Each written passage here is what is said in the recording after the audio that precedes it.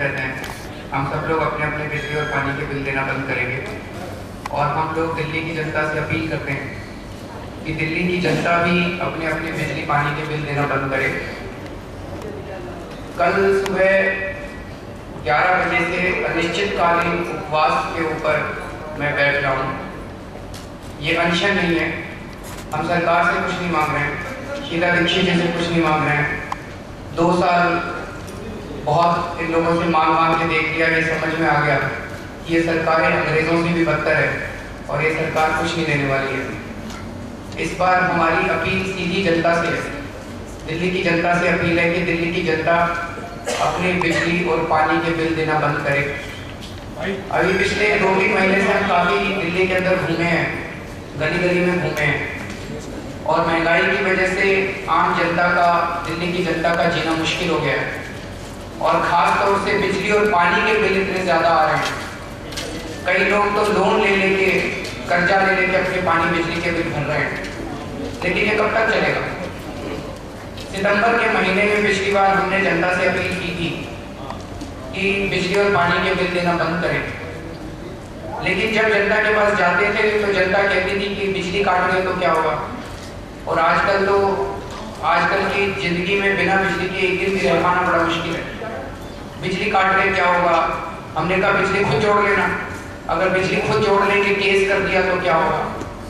तो जनता डरी हुई है और जिस मुल्क की सारी कौम डरी हुई हो, वो मुल्क तो हमेशा गुलामी करता रहता है। तो जनता के मन से डर निकालने के लिए, जनता को एकजुट करने के लिए कल से मैं उपवास के ऊपर बैठ रहा हूँ। जनता, अगर सारी दिल्ली की जनता, अगर काफ़ी लोग, सारी दिल्ली की जनता तो नहीं होगा, काफ़ी लोग अगर दिल्ली में बिजली पानी के बिल देना बंद कर देंगे तो सरकार की हिम्मत नहीं होगी कि किसी की बिजली पानी काट दे। और फिर भी अगर सरकार किसी का बिजली पानी काटती है तो हमारा कहना है कि जोड़ लेना, हमारी बिजली है, शीला दीक्षित जी की बिजली नहीं है, अनिल अंबानी की बिजली नहीं है, हमारी बिजली है, जनता की बिजली है। अगर बिजली पानी काट दे तो जोड़ लेना और जोड़ने के बाद केस करें तो डरने की जरूरत नहीं है। नवंबर में आम आदमी की सरकार बनेगी तो ये सारे केस वापस ले लिए जाएंगे। जितने केस सरकार डराने के लिए करेगी वो सारे केसेस वापस ले लिए जाएंगे। तो जनता के मन से डर निकालना बहुत जरूरी है, जनता को जगाना बहुत जरूरी है, जनता को तैयार करना जरूरी है, जनता को एकजुट करना जरूरी है। उसी जनता को एकजुट करने के लिए कल से उपवास है। जितनी महंगाई हो रही है, बिजली और पानी के रेट बढ़े हैं, वो कई बार कागज जनता के सामने रखेगा, ये केवल और केवल भ्रष्टाचार की वजह से। इसलिए क्योंकि शीला दीक्षित जी साफ तौर पे बिजली कंपनियों के साथ और पानी की कंपनियों के साथ मिली हुई है, उसके सबूत कई बार जनता के सामने रखे गए हैं।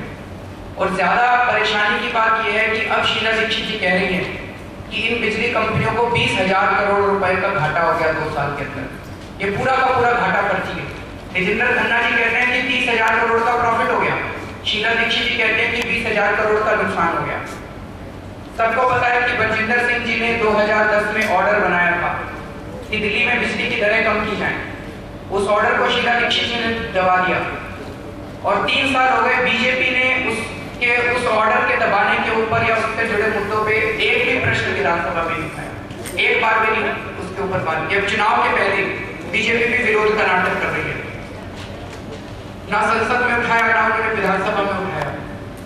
कुछ लोगों का मानना है कि हम लोग अराजकता फैला रहे हैं। ऐसा करके अराजकता तो आज घर घर के अंदर फैली हुई है। एक बूढ़ी अम्मा आई मेरे पास, वो एक झुग्गी में रहती है, 1 कमरे की झुग्गी में, उनका 60,000 रुपए का पानी का बिल आया, 26,000 रुपए का बिजली का बिल आया। उनके घर में अराजकता फैली हुई है, हर घर के अंदर दिल्ली में अराजकता फैली हुई है।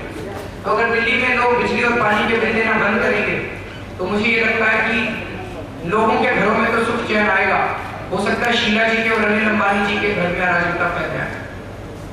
गांधी जी ने भी यही सिखाया था कि अगर सरकार कोई गलत काम करती है, कोई अन्यायपूर्ण कानून बनाती है, तो हर नागरिक का फर्ज है कि वो उस कानून को तोड़े, और जो नागरिक उस कानून को नहीं तोड़ता वो नागरिक एक तरह से अन्याय के साथ खड़ा हुआ दिखाई देता है। तो हम सबका फर्ज है कि अगर सरकार गलत काम कर रही है तो उसकी हम लोग खिलाफत करें। हम ये पूरी तरह से जानते हैं कि ये लड़ाई बहुत ही शक्तिशाली लोगों के खिलाफ है। पिछले 2 साल से जूझ रहे हैं हम लोग। इस देश के ऊपर कुछ नेताओं ने और कुछ बड़े बड़े कॉर्पोरेट घरानों ने कब्जा कर लिया है तो 2 साल से जूझ रहे हैं हम लोग।